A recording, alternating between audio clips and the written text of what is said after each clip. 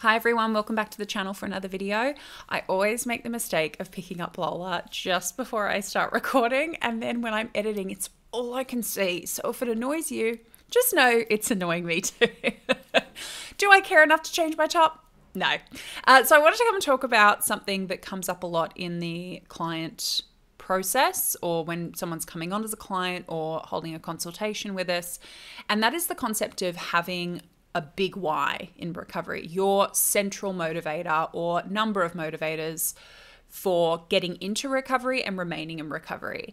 I have people who come to me and have a belief that in order for them to be able to access treatment or to be able to recover in any form, that why, that motivator has to be really, really established, really firm, and they have to have it before anything else can happen. And I understand why they might make that assumption, because there is a lot of rhetoric and a lot of messaging in recovery around the importance of having a why, and especially returning to your why if you get a bit lost in the process and you can't really see the woods for the trees, and you've got to get out of that minutia that an eating disorder can suck you into as you're trying to, get the bird's eye view of what am I doing this for and what's the big picture.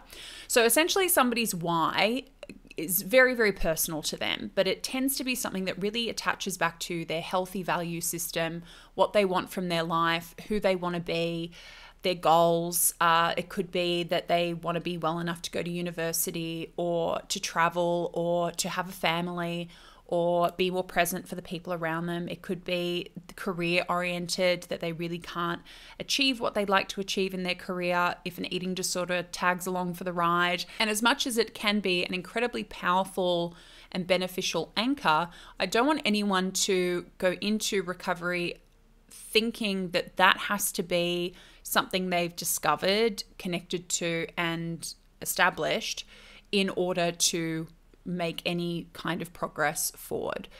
I say this not only as somebody who has worked with many, many people who are at many points in recovery, who are on their first attempt at recovery, on, many attempts in, who are, dealing with different levels of motivation. It's so various, but also because of my own experience. When I went into recovery, I did not have a clearly defined why.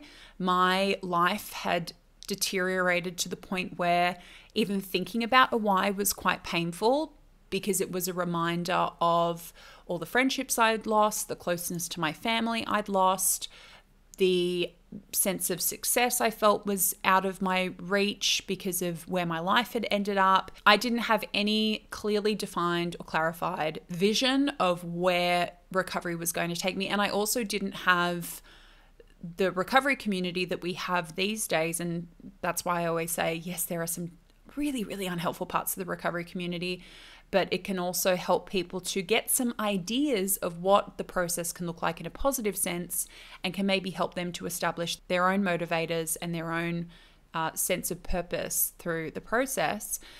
Because for me, I just didn't even know what it was going to look like. I didn't know where I was going to end up. I didn't know what it was meant to feel like or how it was going to benefit me. I just knew that I had tried this eating disorder thing in all its various demands and forms and pivots, trying to get to the sense of self and confidence and happiness and feeling lovable that it had promised for such a long time and had never, ever, ever delivered on. I didn't actually have any clear picture of what the alternative to that was.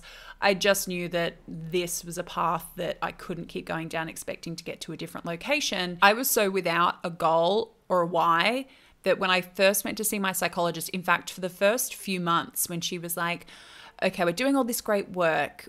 Where are we heading? We can make of this whatever you want to make of it. What is this all in aid of? My only response to her for a long time was, I just want to be calm. I just want increasingly for the chaos in my head to get quieter. That was it. That was my only goal. That was my only anchor. That was my only reference point for what I wanted to get out of all this stuff. And then as my recovery continued and my life started to put itself back together, or I started to put my life back together, and I started to reconnect to really important people in my life and started to allow myself to have experiences that eating disorder self had always said I couldn't have, or I had to pay for, or I had to earn, and started to see the evidence that I didn't actually have to deal with all those consequences to have access to love and care and connection, most importantly, that which I could give myself, the more that why started to crystallize. And it was so much about my relationships. I want more of this. I want more authentic connection. If you missed the podcast episode that I did with Holly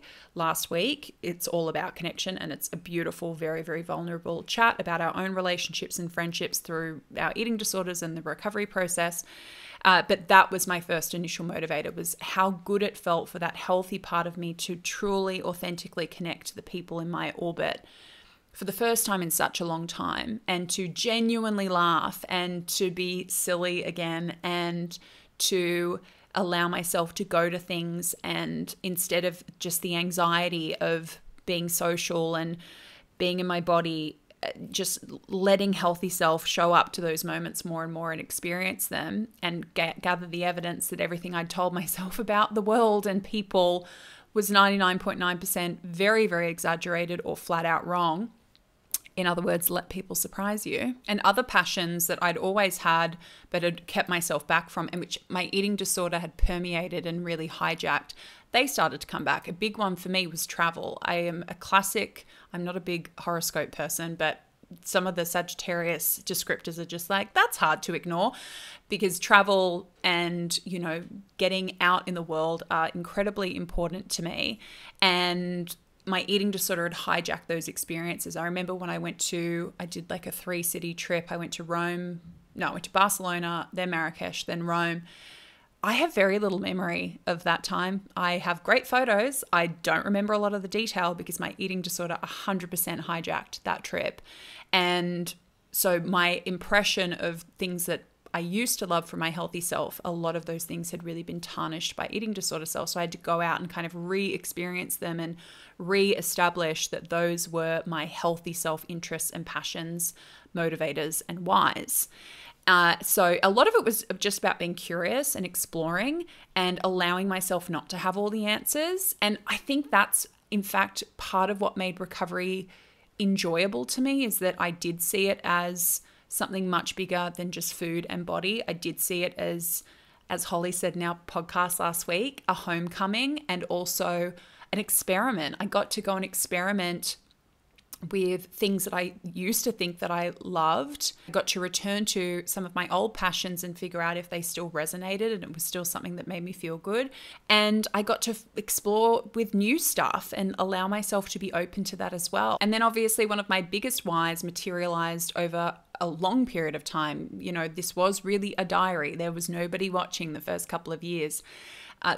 It was it was this space, it was bonding over, shared vulnerability, something I was incredibly uncomfortable with my whole life. I grew up in a household with a stepfather whose catchphrase was, the best defense is offense. So you can imagine what his treatment of us was like. And I had no literacy when it came to being a vulnerable person.